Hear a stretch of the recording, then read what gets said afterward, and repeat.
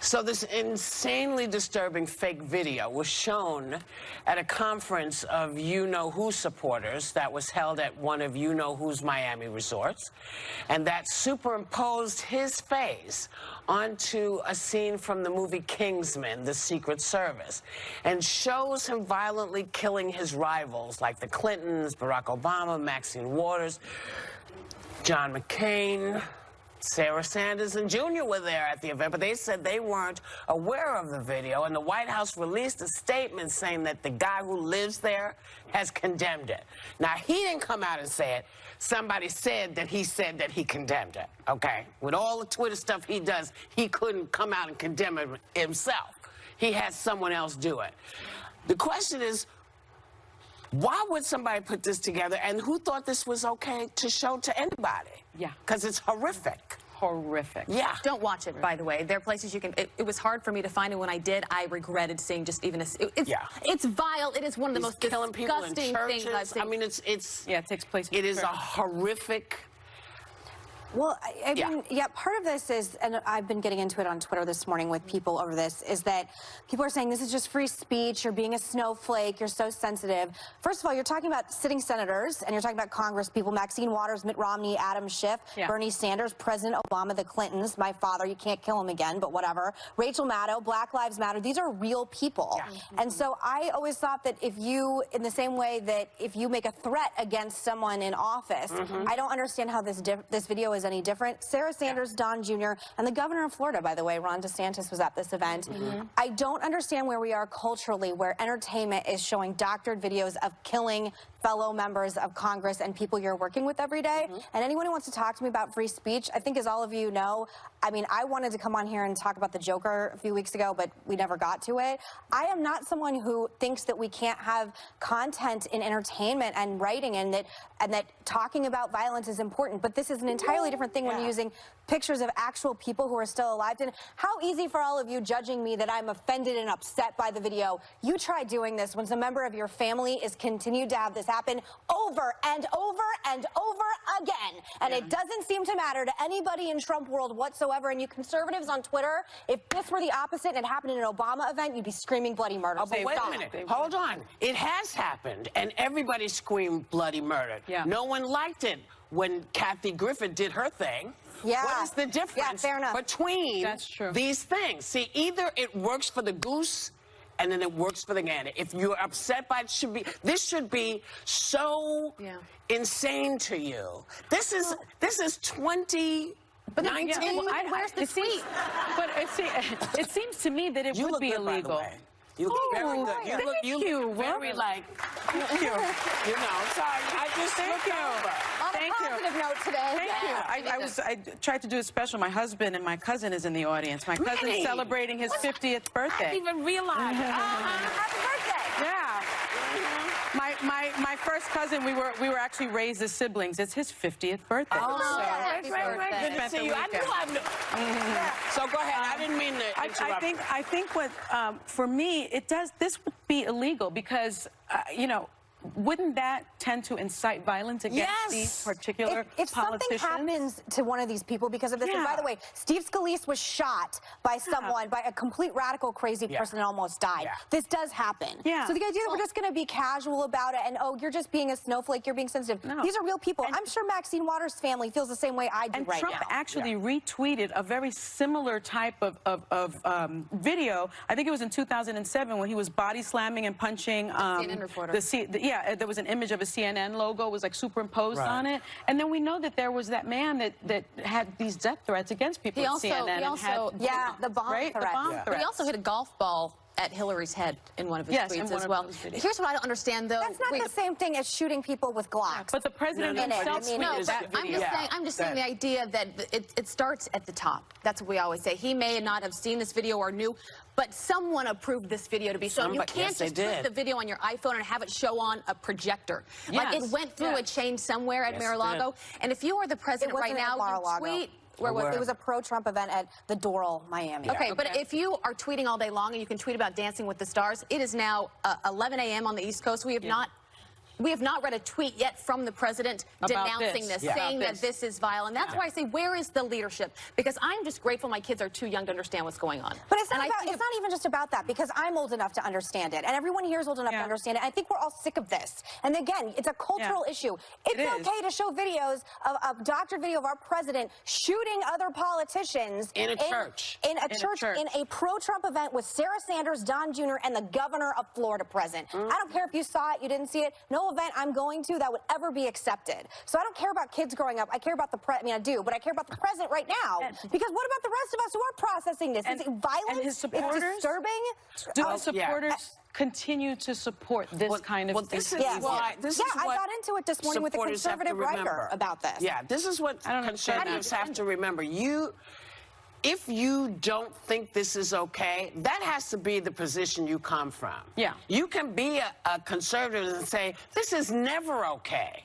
This is about human connection. We don't want anybody thinking this is a good idea. That's why people came down so hard on Kathy Griffin. That's why people came down so hard in all the other iterations where someone has there was a play where Julius Caesar was dressed like President Trump and he was murdered on stage. I come out against that as well. I think murdering of all politicians in any form is violent and could inspire violence. And I don't say that about movies. I don't say that about cartoons. But you're talking about actual real life people and sitting members of inciting violence against living people. Yes, it is. That is problematic here. And he knows, because this is, you know, this is why people have such a hard time. This has been his MO. He has said, it's okay, go ahead and do that. Well, you know, either we stand up for it or we let it happen. If this is okay with you, if this is what you want the guy who's supposed to be leading your country to be doing, keep them in there here. And these people have extra security right now. Oh, yeah, they should. I mean, all the people here should have extra security right now who's been in this video. We'll be right back. One of the most celebrated musical geniuses on the planet, Venezuela's Spanish conductor and violinist, Gustavo Dudamel. Born in Barquisimeto, Venezuela. I hope I said that right, but if I didn't, somebody will tell me. He began playing the violin at 10, studying conducting in his early teens, and was soon winning competitions around the world. As a conductor, he led concerts at the Vatican for the Pope and at the funeral of Venezuelan leader Hugo Chavez, before becoming musical director of the Los Angeles Philharmonic in 2009.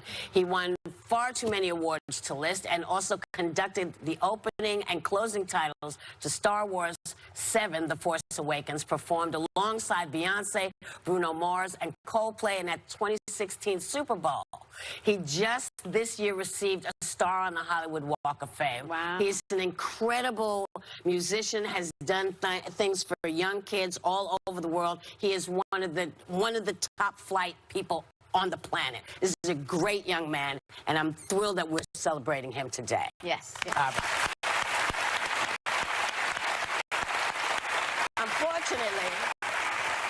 Unfortunately, we have to bring you like a really stupid piece of news, because this is so unnecessary. So a Fort Worth, Texas police officer is on administrative leave after he shot and killed 28-year-old Tanya Jefferson through the window of her own home while she was babysitting her nephew.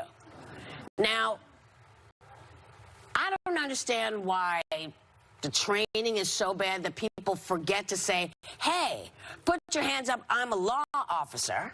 Because that's what, you know, he was supposed to do.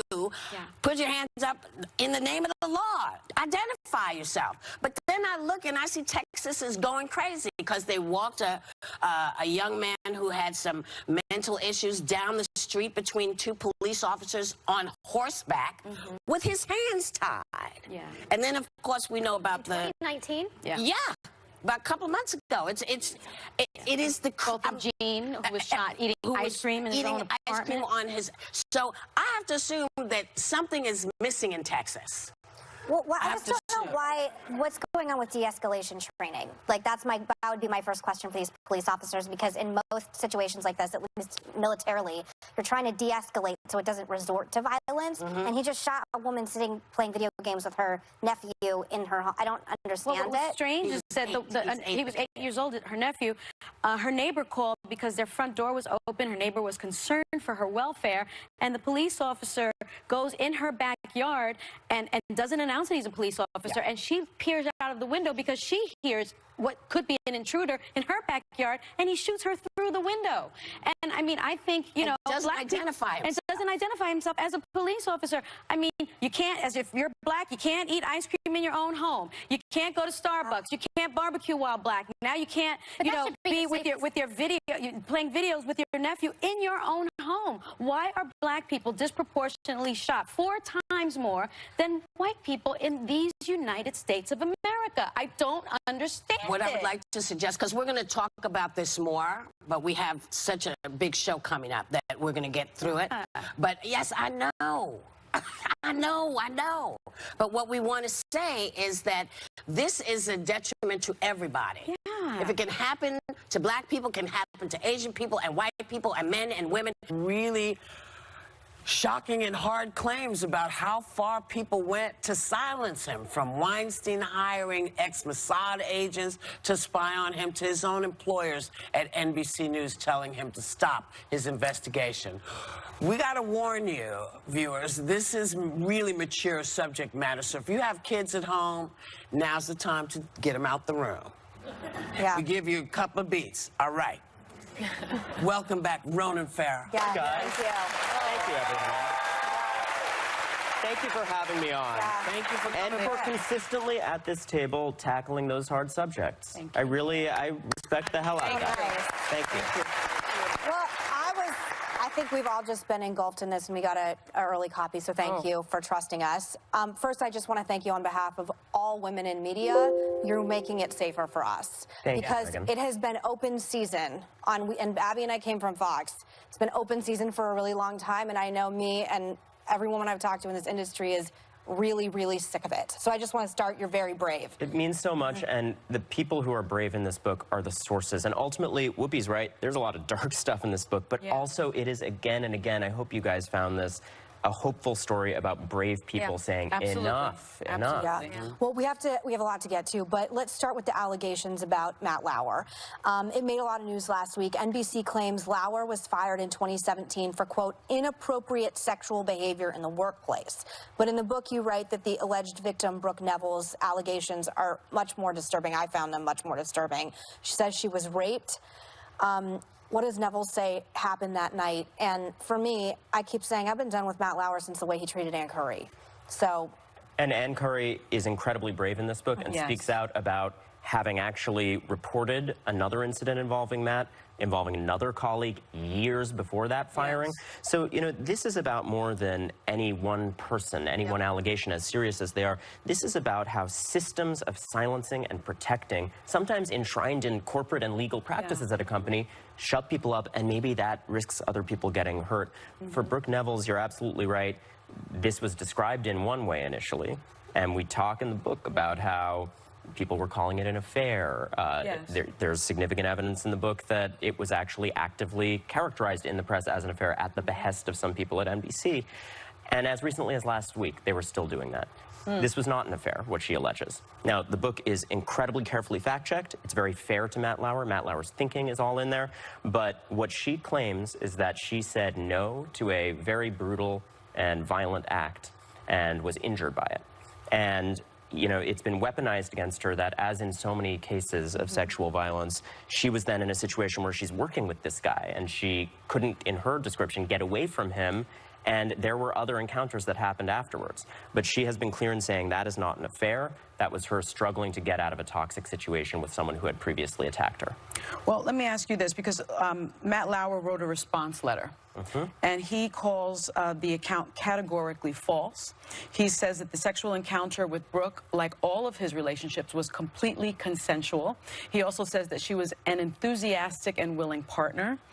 He says at no time did she behave in a way that made it appear she was incapable of consent. He suggests she's lying about him in an effort to sell a book. And he also goes on to say that all of these women he's had affairs with have abandoned shared responsibility. What is your response to that? I will let that statement stand on its own and only say that, as with everything else I report on, Matt Lauer was given a very fair opportunity for fact-checking and comment, and his thinking and many of the ideas you conveyed there are in the book loud and clear. I'm confident in the reporting in the book. I'm confident in the fact-checking, and I will let the facts stand on their own. Brooke Neville's claims checked out. NBC felt they checked out, and they fired him over it. And I think that it represents an ongoing cover-up culture that we see way beyond NBC, that it has been so mischaracterized, and she has been so silenced, and in fact was paid 7 figures this year to ensure that she can never speak about NBC executives and what they did or didn't know about this. But they say that they didn't know about Matt Lauer's Here's what they actually say, behavior because at all. You claim that NBC had multiple secret settlements and non-disclosures with women who alleged misconduct from Lauer years before this incident. But NBC, they put out a statement today calling this, quote, false. They say the agreements you seem to be referring to involve employees who made no complaint to management and whose department agreements or departure agreements were unrelated to Lauer and completely routine. They add, we have no secrets. We've got nothing to hide. Do you have proof? There is proof and a paper trail in this book. And here's the thing. The nature of secret sexual harassment settlements employed by Harvey Weinstein, employed by NBC, employed by a lot of the institutions in this book, is that they don't say, here's a payout so you don't talk about Matt Lauer and these specific things he did to you. The nature is, we know legally, it's euphemistic. It's a payout for silence. It bans them from talking about the company and what it knew. It's designed to protect executives.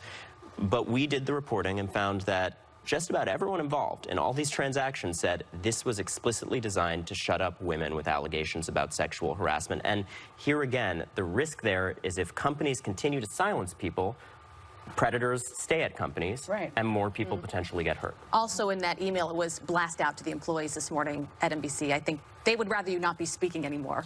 Some of these executives, they say that you have an axe to grind against NBC News. You had a show that was canceled there, that you are angry with them. How do you respond? Not even slightly. The book is very clear about the fact that I had friendly relationships with all these people outside of the killing of the Weinstein story, thought only highly of them.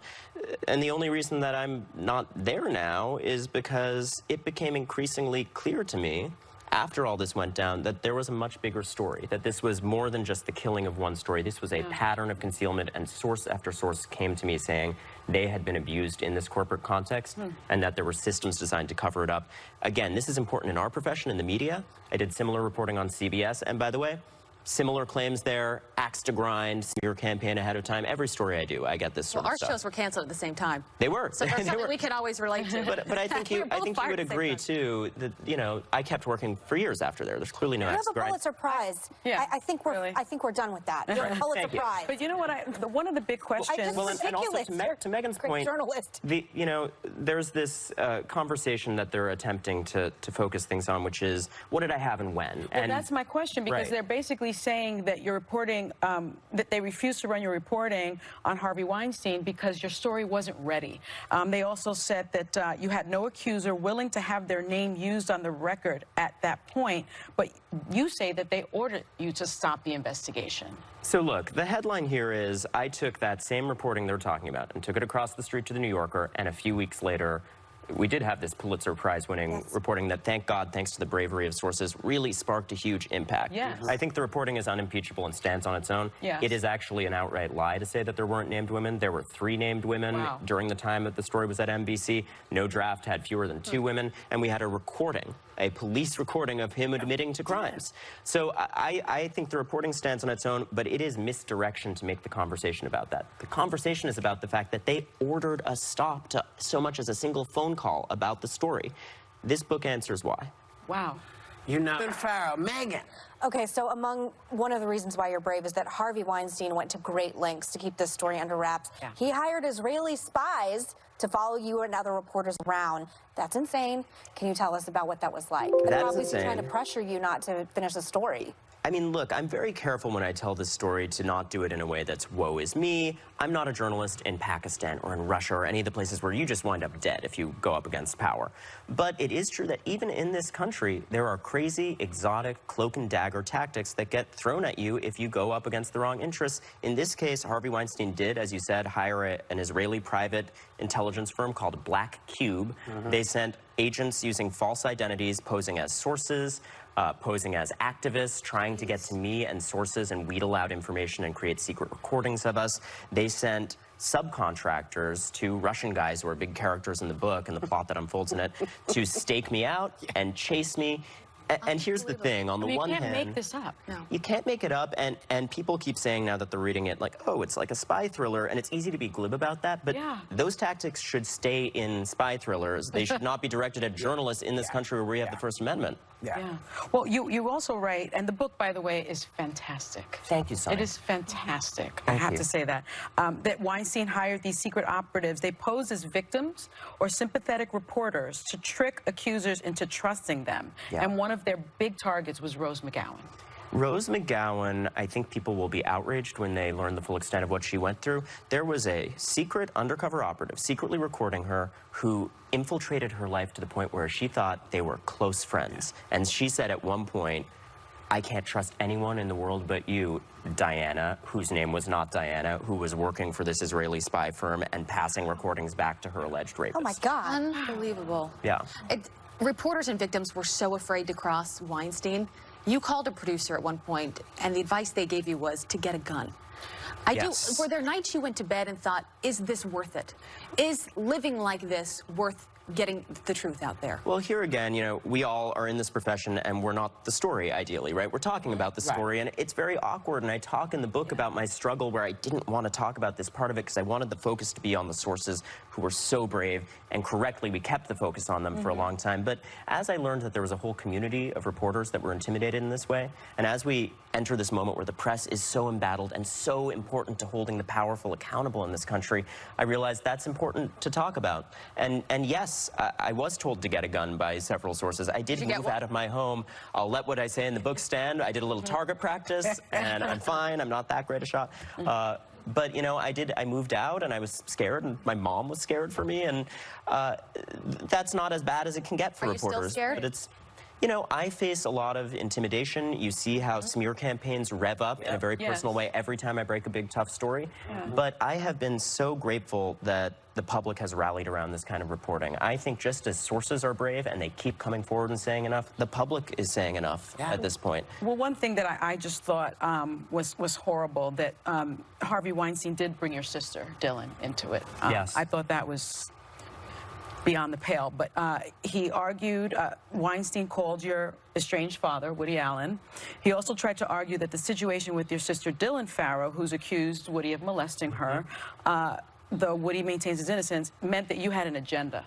And he says to you on the phone, you couldn't save someone you love, and now you think you can save everyone. Look, when I do these stories, sometimes there is a very below-the-belt personal attempt to weaponize things like this, including really painful things in my past. The book is very honest about the fact that my sister and the bravery she showed in sticking to her guns on this story year after year inspired me and helped me understand how important this issue was. And I wasn't always perfect. I was at times the guy in her life saying, why can't you just move on? Why can't you shut up? And the book unpacks how I evolved from that and came to understand how important what she was doing was. Absolutely.